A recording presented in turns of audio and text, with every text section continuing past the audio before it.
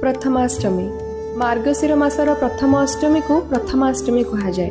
हेले काहेकि गीतारे भगवान श्रीकृष्ण कहिसंती मासानं मार्गशीर अहम् अर्थात भगवान कहिसंती मास मध्यरे से निजे होचंती मार्गशीर। तेणु मार्गशीर मास जे सबु मास मध्यरे उत्कृष्ट एथिरे कोनोसी दिमत नाही। एही आधार रे पूर्व काल रे ओडिया पांजी गणना अनुसार मार्गशीर हेउथिला प्रथम मास।